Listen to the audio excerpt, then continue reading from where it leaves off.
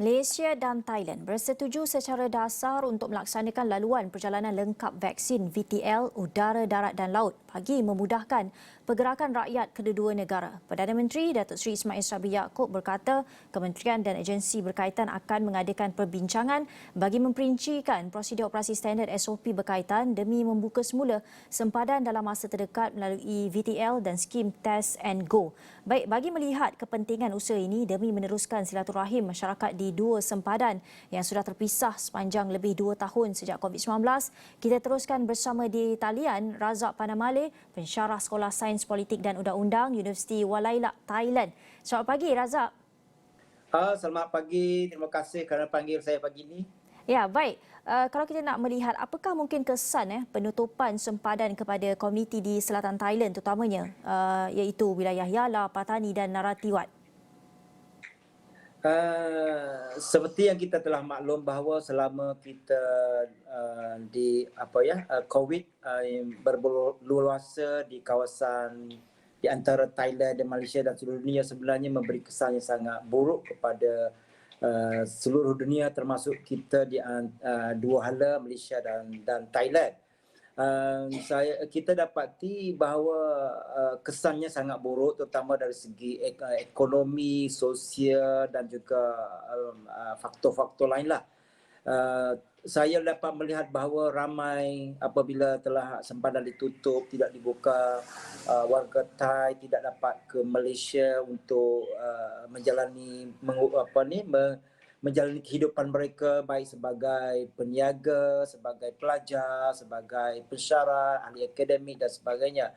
Demikian juga saya melihat bahawa orang-orang Malaysia pun tidak dapat masuk ke Thailand untuk urusan seperti melancong dan kalau ahli perniagaan juga terjejas kerana mereka terpaksa tinggal dan tidak dapat masuk ke Thailand untuk menjalani urusan mereka masing-masing.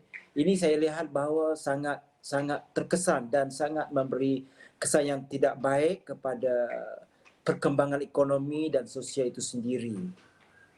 Ya, kalau kita lihat juga Saudara Razak, apakah mungkin pembukaan sempadan ini dapat membantu memulihkan sektor ekonomi itu, terutamanya di Songkhla, Phuket, selain di Yala, Patani dan juga mungkin di Narathiwat itu sendiri?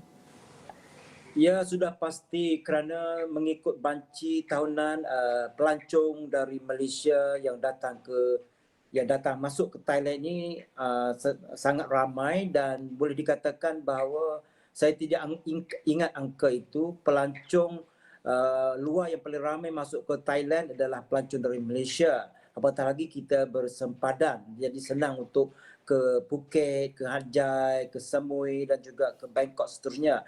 Jadi apabila sempadan itu tidak dibuka, maka ramai banyak orang yang terkandas dan juga projek-projek yang dibangunkan untuk industri pelancongan di Thailand itu terbengkalai dan hasil pendapatan ekonomi para pekedai dan perhotelan toke-toke perhotel pun juga agak gusar sekarang ini kerana kurangnya pelancong dan ini dibeberkan oleh pemilik-pemilik hotel di Hat Yai, di Phuket, ada di Samui.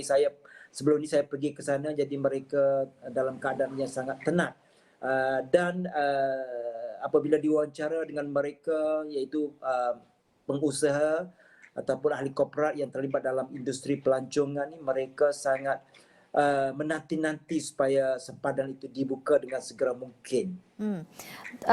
Saudara Razak, bagaimana sebenarnya penerimaan rakyat Thailand sebenarnya dalam hal-hal pembukaan sempadan, hal-hal kemasukan pelancong dan sebagainya? Adakah mereka sendiri juga menggesa kerajaan untuk menyegerakan pembukaan sempadan dan juga pembukaan sektor pelancongan itu sendiri?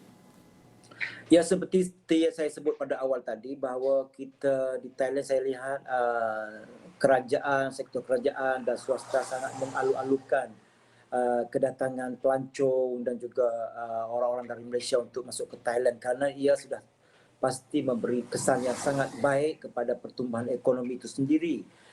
Setahu saya setakat ini kerajaan Thailand tidak berhalangan untuk membuka sempadan, tapi apa yang saya tahu bahawa kerajaan Thailand sedang menanti lampu hijau daripada kerajaan Malaysia. Saya harap dengan lawatan Perdana Menteri Malaysia Datuk Seri Muhammad Sabri Ismail ke Bangkok akan memberi akan memberi satu jawapan yang positif yang baik kepada kita semua, insya-Allah nanti. Ya, Saudara Razak, setakat ini adakah Thailand itu sendiri sudah membuka sempadannya secara sepenuhnya?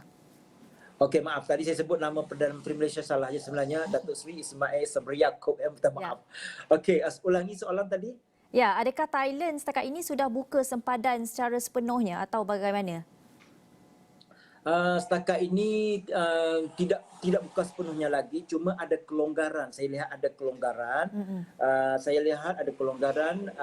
Apa yang saya tahu bahawa seolah-olah sekarang ni pihak Thailand ni sedang menunggu lampu hijau daripada sebelah sana lah, maksud saya di pihak Malaysia, sama ada satu mas ini akan dibuka atau tidak. Itu apa yang saya tahu daripada berita yang Tapi diperbualkan. secara amnya Thailand itu sudah membuka sempadannya kepada negara-negara lain?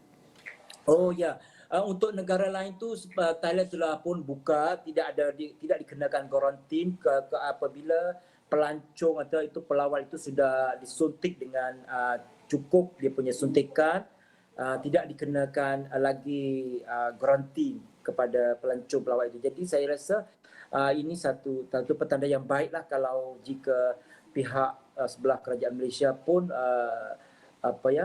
memberi lampu hijau. Seperti kata pepatah Melayu kan, tepuk tangan sebelah itu tidak jadi, mesti tepuk tangan kedua belah, ya.